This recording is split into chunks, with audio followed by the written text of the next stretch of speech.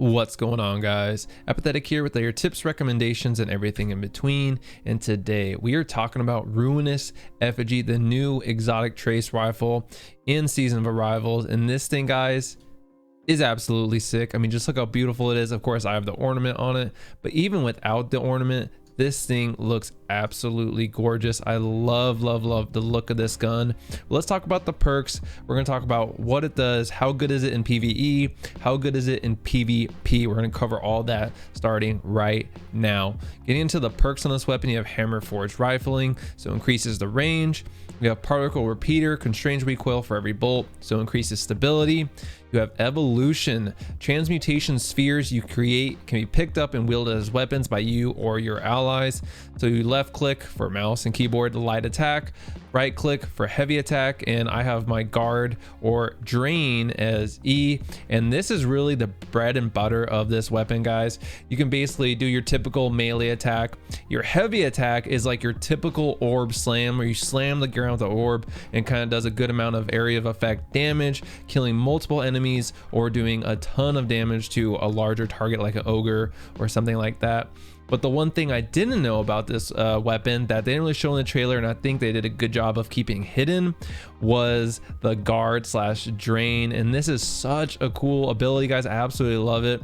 You basically are, while you're holding the orb, you hold your guard keybind or whatever your button is, and then it's gonna basically create this giant like sphere, like almost looks like a shield around you. But basically, as enemies run into that, they start being drained and they come disoriented as well, so they don't really like keep attacking you.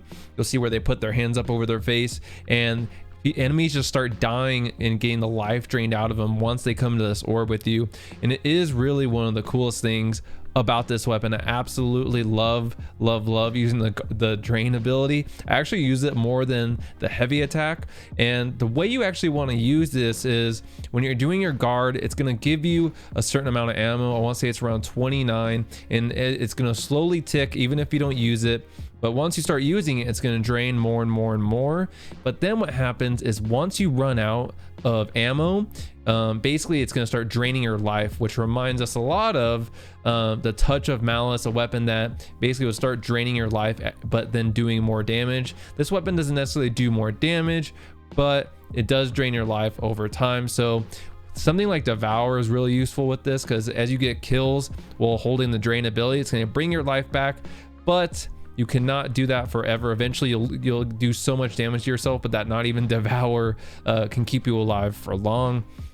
Last other perk on this is composite stock, so increases stability and handling just by a little bit. And then we have transmutation. Final blows of this weapon collapse victims into void transmutation spheres. And this is where we saw where when you shoot an enemy with this trace rifle, and they kind of like get absorbed and become a sphere. And this is a thing you can pick up that pairs with evolution, where you can do those light, heavy, or drain attacks. Now we also have the catalyst here. I already unlocked the catalyst, and what this catalyst does is this weapon deals increased damage against targets damaged by transmutation spheres. So let's talk about really quick before we get into the damage. That's what this catalyst does, but how do we get it? The way I got it to drop, I just jumped into a contact pull-up event. I killed like one enemy and the catalyst dropped. That was it. Nothing too crazy to get this. Now, the way you complete this is either by defeating enemies or destroying Savathun's Eye. I'll make sure I leave a link below. I created a guide for all 50 locations of Savathun's Eye, so I'll leave that link down for you guys below if you want to use that to help you complete the catalyst a little bit quicker. Or if you want to unlock the Hive Optometrist Triumph, which you will need to complete the seal for Season of Arrivals. But getting back into what this catalyst actually does, and as I stated previously, it does increase damage by transmutation spheres. So what this means is it's not going to do more damage when you do like the guard ability. What it's going to do is when you slam the sphere, it is going to cause a debuff on whatever enemies are in that vicinity, and is a 30% debuff. So that really takes this whole weapon to the next level, because with the guard ability, it's really good for clearing like weaker adds and just like drain the life of weaker enemies around you. Even some stronger enemies, it does pretty good damage, but draining those smaller adds is where it really becomes useful. But then if you're able to kill a small add get that sphere with this catalyst and then slam that onto a boss, then you get that 30% debuff, and now your entire team can support you in going into that DPS phase, and really supports melting this boss. So which really makes this weapon good, not only for, you know, ad clearing and just like general like smaller enemies, but it's also good for overall DPS against bosses. Now I don't know if this will actually be like the go-to weapon in PvE, but it definitely has a lot of utility. It's a very unique weapon, which also makes it very fun to use. But again, guys, I just absolutely love that guard ability. But then getting the catalyst, it really opens up what this weapon can do and makes it a little more useful against those tougher enemies. Now let's talk about Crucible.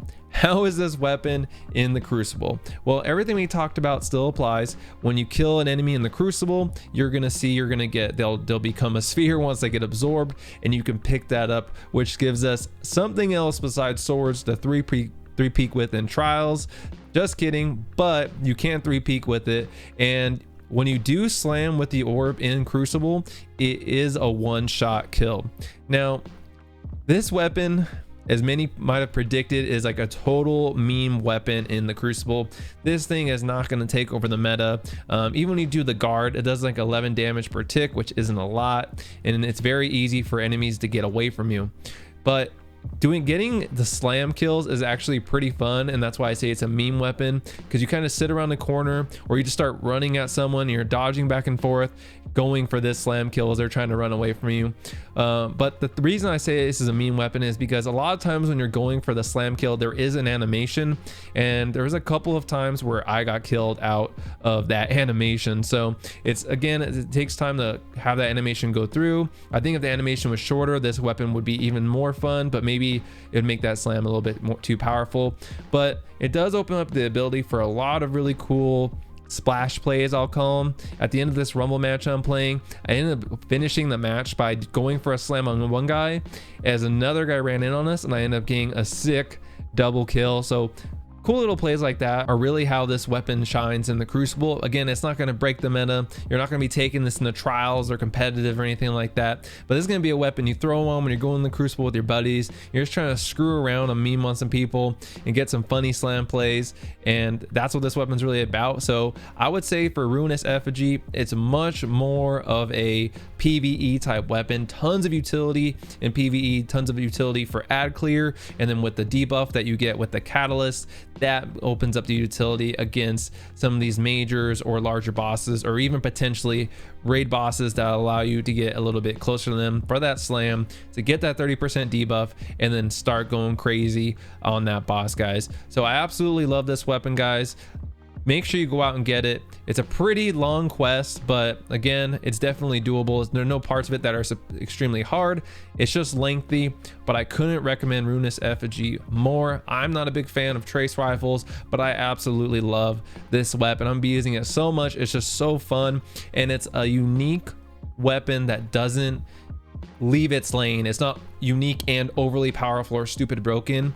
It's a unique weapon that has utility in certain circumstances, but is also still very good without being so good that nothing else competes with it. So I hope you guys are having as fun time as I am out there getting this weapon, and you're going to enjoy it as much as I have been. I can see a ton of builds in the future with this weapon because of the things it does, so stay tuned for that.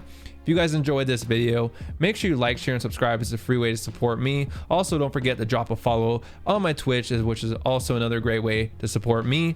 And I will catch you guys in the next one.